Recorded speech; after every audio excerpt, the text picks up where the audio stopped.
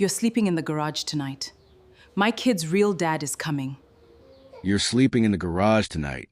My kid's real dad is coming, and he doesn't need to see your stuff lying around like you belong here.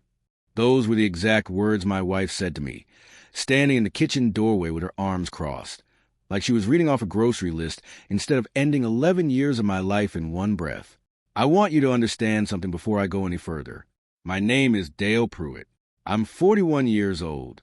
I run a small precision tooling shop here in Erie, Pennsylvania, the same kind of shop my father worked in for 32 years before his heart gave out on a Tuesday morning in his own driveway. I tell you that because everything that happened to me after Renata said those words traces back to a lesson my father drilled into me since I was old enough to hold a wrench.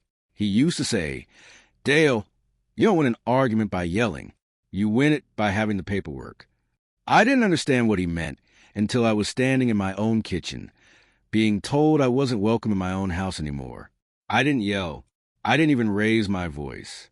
Something in me had been bracing for this moment for longer than I wanted to admit, and when it finally came, my body just went still, calm the way water goes calm right before it freezes.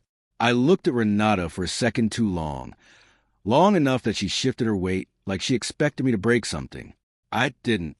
I nodded once, the way you'd nod at a co-worker who told you the shipment was delayed. Then I reached for my jacket off the hook by the door, the same hook where I'd hung that jacket every single night for 11 years, and I said the only thing that came to mind. "Okay, I'll go get my folder from the truck." She blinked at me. I watched confusion cross her face. Quick and involuntary, the kind of look you can't fake. She had no idea what folder I meant. Why would she? I'd never mentioned it to her. Not once. Not in 6 months of quietly filling it with things she didn't know I'd seen. I watched her mouth start to form a question, and I turned before she could ask it, walking out through the garage door into the cold, eerie air, past boxes of Christmas decorations and my father's old workbench that I still hadn't found the heart to get rid of. My truck was parked in the driveway where it always sat, and I climbed in, shut the door, and just breathed for a second.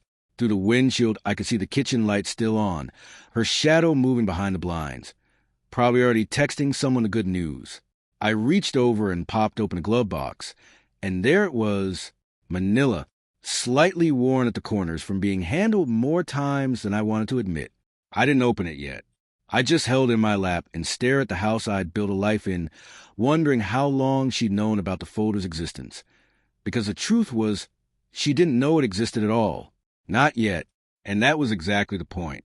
Please, before I continue, kindly like, share, and subscribe for more interesting stories. 3 days before that night in the kitchen, I was standing in the doorway when Renata's phone lit up on the counter. A text from someone saved only as G. Almost time. Erie's not big enough for both of us anyway. I didn't say a word. I picked up my own phone, pretended to check the weather, and photographed her screen instead. My hands didn't shake. That surprised me more than the message did. That night, I sat in my truck in the driveway and called someone. Not a friend. Not my brother. Not yet.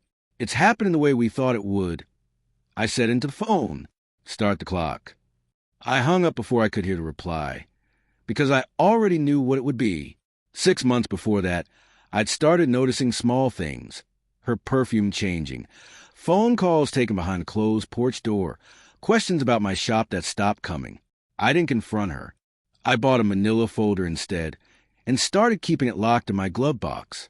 The night I added the printed email records, I whispered to myself, just in case. I didn't finish the sentence. I didn't need to. Louise Kowalski's office still smelled like the same burnt coffee it had the day she notarized the adoption papers for Renata's kids 5 years earlier. I sat across from her desk and slid the folder toward her. The texts, the emails, the financial statements I'd quietly gathered for months.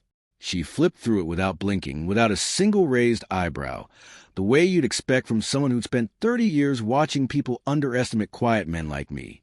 "Dale," she said finally, closing the folder and setting her hand flat on top of it like she was sealing a vault.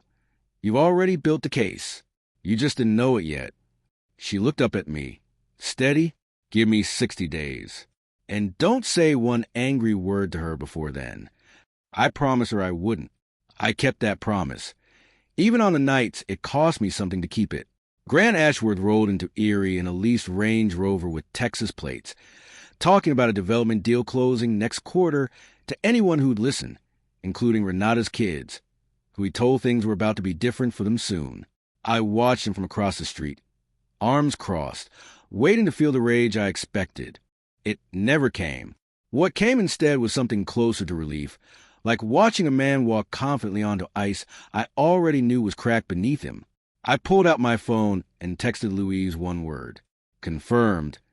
She replied 30 seconds later. Good. Keep your face exactly like that. I didn't know yet how much that advice would matter in the weeks ahead, but I trusted her enough not to ask why.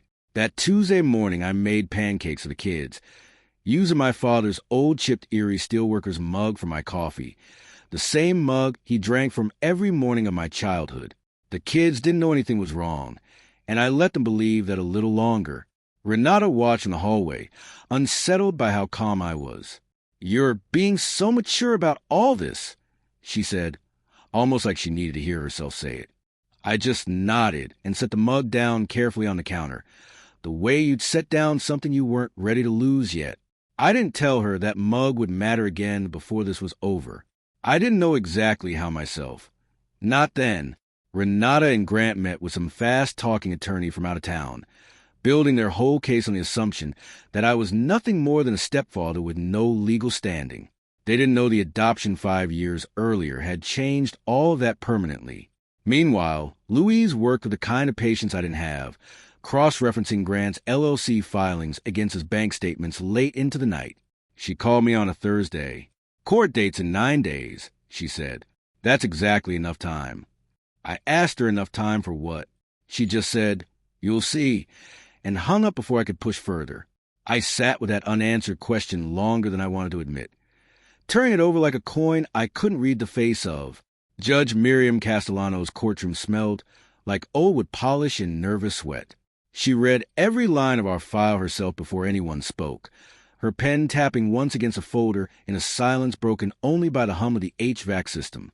Grant checked his phone under the table, smirking at a text from a number saved as G's Guy. I watched Renata's hands, folded tight in her lap, knuckles pale. My own hand stayed flat on my knees, still, the way I practiced. Judge Castellano finally looked up, closed the folder with a soft click, and said, "Before we begin arguments, I have a few questions about Mr. Ashworth's financial disclosures." Grant's smirk faltered for just a second. Only Renata seemed to notice it happen. The judge read from the exhibit slowly, deliberately. 3 properties in active foreclosure, a max business line of credit, and no legal claim, anywhere on record, that Grant was the biological father of Renata's children. The DNA test Renata had quietly requested weeks earlier, hoping to use it as leverage, instead confirmed what I already knew. My adoption was the only legally recognized parentage that existed. I didn't move. Not my face, not my hands. But inside, something 11 years old finally exhaled. Every quiet moment of being called just a stepdad collapsing into permanent, undeniable fact. Grant's mouth opened. No sound came out. Renata stared down at her own folder like it had betrayed her from the inside, like paper itself had turned against her. In the hallway afterward, Louise handed me a vending machine coffee and said, "Your dad used to tell me the same thing he told you. Win it with paperwork, not volume. Guess it still works." I laughed for the first time all day, quiet and short, surprised it was even still in me. Down the hall, I heard Renata on the phone, her voice tight and fast. "No, listen, we need to talk about what happened to the house." She wasn't performing confidence anymore. I stood there for a second longer than I needed to, just listening to her recalculate a life she thought she'd already rewritten in her favor. I didn't feel triumphant. I felt something quieter than that, something closer to relief settling into my chest like snow finally landing after a long fall. Back in the courtroom, Louise walked the judge through the entire timeline, the text, the lease car, the LOC filings, without ever raising her voice once. I watched Grant's hand on the table start tapping an uneven, anxious rhythm he didn't seem to notice himself making. Louise finished, then turned slightly toward me in the gallery. Some people build their whole plan on sand, she said to the room, not just the judge.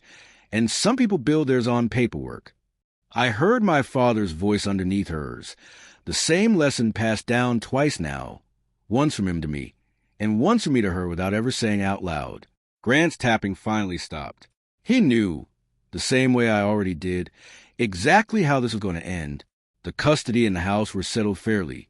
The kids staying with me, a standard schedule for Renata going forward. I packed up the garage toolbox that had sat there one long, strange week, and found my father's chipped steelworker's mug still sitting on the shelf exactly where I'd left it that Tuesday morning.